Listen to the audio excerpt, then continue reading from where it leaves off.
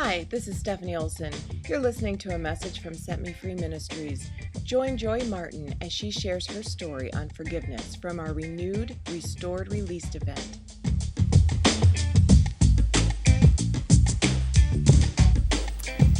I'd like to share with you this afternoon my story behind my cardboard testimony. When Sissy first told me, my sister, sorry, I did that without even thinking. When my sister told me that the subject, she thought the topic of this year's conference should be forgiveness, I have to admit I was less than thrilled. Unforgiveness has been a struggle of mine for the past 12 years, and it's been a big struggle at that. So I decided when we finalized the event that it was probably time to forgive. So I told everybody I had forgiven. I thought in my head I had forgiven. I said that I had forgiven. Excuse me. But what I realize now is that they were only words. The forgiveness that I doled out didn't go any deeper than the words I had said. I went through the planning of this event excited for today about the lives that would be changed and about the people that would be touched. And as I was making the posters and designing them, I decided I needed a catchy tagline. And so I thought there's freedom and forgiveness sounded very profound, because isn't that the truth? I think we've learned that today. And I knew that was perfect, and so I put it on the poster. And what I didn't realize at the time was that I still had some serious forgiveness to give out myself. My battle with unforgiveness began in the summer of '98. I attended college 500 miles away from home in a suburb of Chicago. And even though I was in an 8-hour drive away from my home, I was only a 20-minute drive from my home away from home, which was my grandma's house.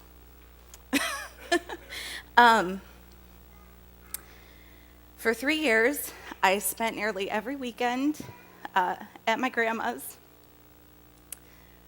Fridays after class, I would pack up my dirty laundry, because Grandma had a washer and dryer, and my overnight bag, and I would drive the 20 minutes to Aurora, and we would spend the weekend together. Most weekends, I stayed the whole weekend. And my grandma and I had an amazing relationship. We did everything together. I went grocery shopping with her. We went to church together. I drove her to church every Sunday. We went out to eat. We watched movies. We just had a fun time. And she became so much more than my grandma. During that time, she was my friend. Thank you. I was so convinced I wasn't going to cry. She was my friend, my confidant, and she really was my rock during that time when I got homesick. I could run to Grandma, and it was like being home. And then the summer before my senior year, all of that changed. We had a family member who was kicked out of his house by his wife, found himself broke with no place to go. So he turned to my grandma and moved in. And there was a history of a rocky relationship with this man and the rest of the family, but up until this point, it hadn't affected me personally. And quickly upon my returning back to college in the fall, I realized that that had changed. When I moved out to Chicago, one of the first things my grandma did my freshman year was to give me a key to her house. I was able to come and go as I pleased. I kept things in her spare room, claimed it as my own, kept things in her bathroom cupboards. I truly treated it like my own. And suddenly I found that I was a guest, and an unwelcome one at that. I now had to call before I could come over to make sure it was okay. I was chastised for using the phone without permission, and was just made to feel very unwelcome by this man. And that's when the bitterness first took a foothold in my life. My relationship with my grandma was drastically altered by the presence of this man and his influence on her. I realized at one point that there was no going back. Things would never be exactly the same as they were before he moved out. I never thought I was capable of hating somebody. Always thought that was just a strong word, but I hated this man. I hated him with every fiber of my being and with a passion. And it was so bad that the sound of his name, or I would think about him and I would get physically ill. And the best way I can describe it is that my insides just felt like they were boiling, because the rage was just overtook me. Soon my bitterness took over, and I became completely obsessed with thoughts of vengeance. I wanted him to be in pain. I wanted to see him hurt. I wanted him to know exactly what he had done to my family. I started asking my mom about him all the time. I wanted to know everything that was going on in his life because I wanted to be the first one to hear when he got what he deserved. I was able to mend things with my grandma to some extent, but things were never the same. My hatred for him was always this elephant in the room. She couldn't understand why I disliked him so much, and I couldn't understand why she didn't understand.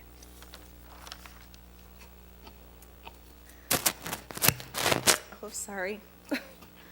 There came a point that I had decided that when my grandma died, it'd all be okay because she'd be gone. I wouldn't have to hear his name. I wouldn't have to see him. I wouldn't care what would happen to him. He wouldn't have to be a part of my life anymore, and that I'd be able to move on and put that part of my life behind. But I was wrong. My grandma died a year ago in January, but her death did little to erase my intense anger. I still was consumed as ever. I keep losing this, I think. All I wanted was for him to suffer. I didn't think that was too much to ask given the pain that he had caused.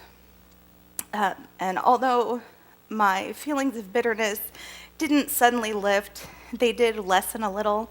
I didn't hear his name as often. I didn't see him anymore, really. So there wasn't as much of an opportunity for those feelings to kind of come bubbling up. At the end of last year, I found myself dealing with some tough personal issues. And I would try to move forward, and I just find myself frozen, unable to go anywhere or make any changes. So desperate and broken, I turned to some godly, prayer-filled women for prayer.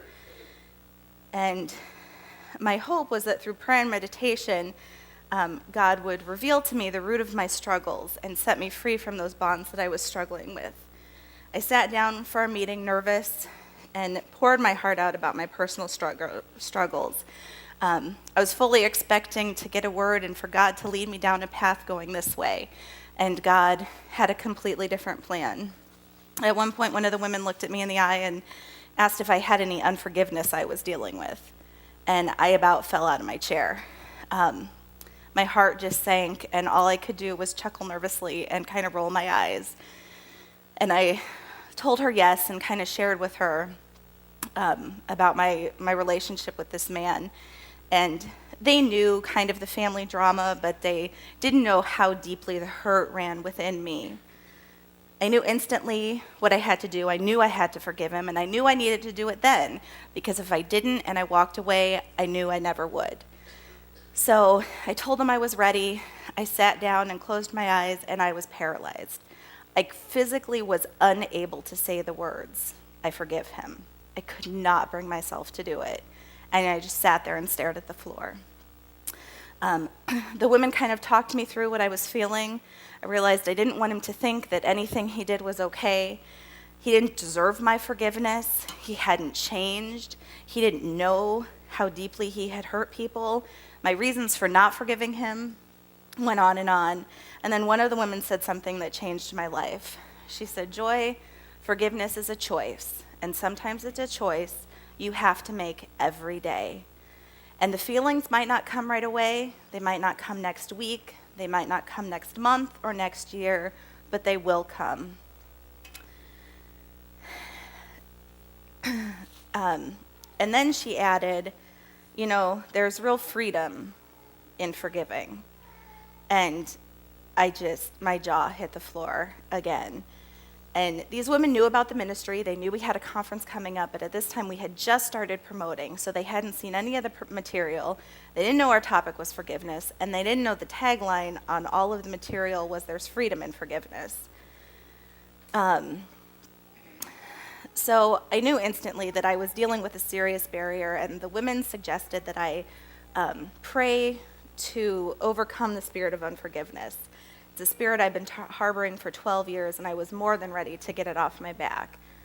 So I prayed aloud in the name of Jesus that would be removed from me, and it was. It took me a minute to kind of compose myself and gather my thoughts and courage, because what I realized at that point was that I was scared to forgive, because this bitterness had been a part of my life, and such a huge part of it for so long, that I didn't know any different. I didn't know what it was like to not harbor this hatred for him. And that was hard to let go of, because I didn't want my forgiving him to make anything okay. And even though I knew in my head that wasn't the case, sometimes it's hard to listen to your head when your heart is broken. But I took a deep breath, I closed my eyes, and I just prayed, Lord, today I choose to forgive this man. Help me to overcome my unforgiveness. When I opened my eyes, I actually felt physically lighter.